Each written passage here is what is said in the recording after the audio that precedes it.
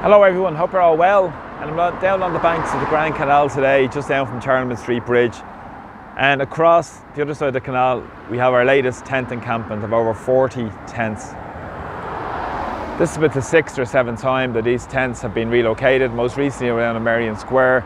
And we've seen the whole Grand Canal fenced off on the far side, all the way up as far as Harold's Cross Bridge. And this would go all the way down in that direction down towards Mount Street Bridge. It's about 1.5 miles, 2 miles of a beautiful public resource we have on our doorstep that people are running the gauntlet with through this barricades and fences and absolutely disgraceful and shambolic treatment by the Irish government of the immigration disaster that we've seen unfold over the last number of years.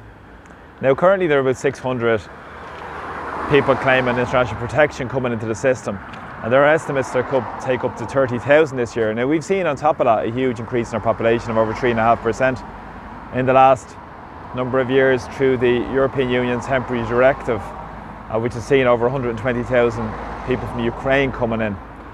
This is going to be extended now until 2026, while we see the European Union pushing for war. People like van der Leyen, who the Irish government are fully behind, pushing for more war rather than standing up for peace and looking for diplomacy. Ireland as a neutral country should be standing up for Pacific settlements, international disputes, and look for diplomacy. But the Irish political establishment and the government are more interested in siding up to the European Union, siding up to the warmongers in the White House, than standing up for peace and standing up for the interests of people here in Ireland. But also we've seen with the immigration chaos and the fallout, the huge profiteers, the commercial property owners, the international protection, accommodation providers, also the big hoteliers and the big bosses who are the big winners out of this. Ireland is a low wage economy. 1 in 5 workers are on low pay. IBEC are lobbying against getting pay increases. And we've also seen huge amounts of lack of consultation in communities up and down the country, in working class communities, in rural communities where there's been no consultation. And actually, in fact, it's been disgraceful treatment of people in many events who've been standing up because of lack of consultation, lack of access to services, lack of resources, and next to no infrastructure also as well. But when does this matter? When we're pushing this narrative that the Irish political establishment and many of the media propagandists are pushing rather than serving the interests of ordinary people. And it's a government failure to implement and enforce the laws that are already there, such as the Immigration Act from 2008 and the Dublin Treaty regulations, which were much vaunted at the time, but again, aren't being pushed through at all. We've had Denmark, for instance, opting out of these pacts, and it's vitally important that Ireland also opts out of these pacts as well, for a lot of standpoints, from the point of sovereignty, from the points of human rights, and loads of other issues of standing aside and standing up for the interests of ordinary people who suffer.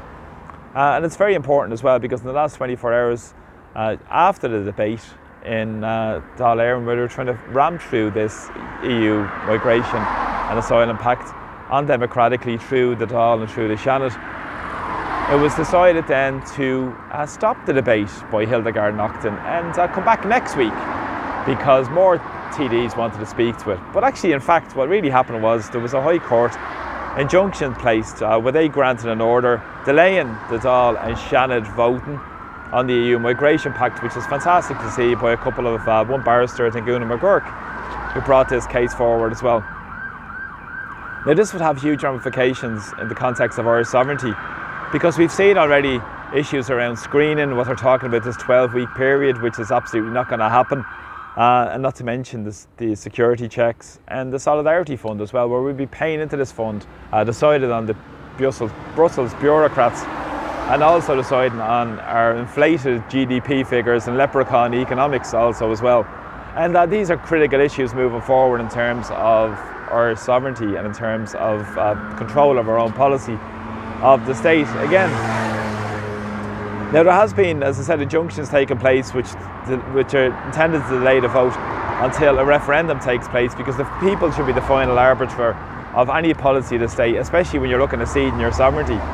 We look back to the 87 ruling of the Supreme Court with Raymond Crotty, where he took a case that the Single European Act would be brought before the people, The government tried to railroad it through back then when the European Economic Community had 12 members, but thankfully that was defeated, and as I said, it set the precedent for many of these referendums being put to the people, and these treaties being put to the people. We've seen that with the Maastricht, the Amsterdam Treaty, we've seen it with Nice, which we rejected, but then had to come back, was given to give the right answer for the political establishment, and also seen it then for the Lisbon Treaty, where a lot of these agreements were agreed upon.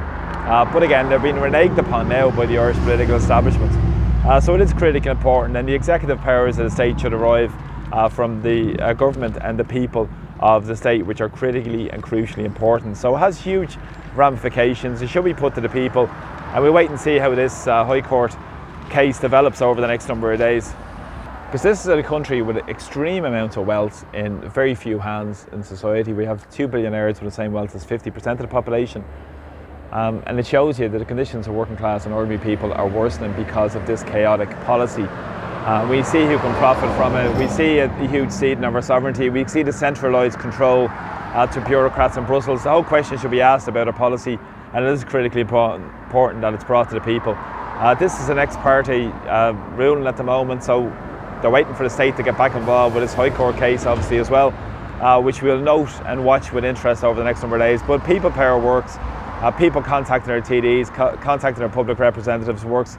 Keep the pressure on, and we'll start standing up for the interests of people who are suffering, who are struggling, and put the needs of ordinary people first. The right to a home, the right to a dignified existence, the right to a decent health service, and their needs are met.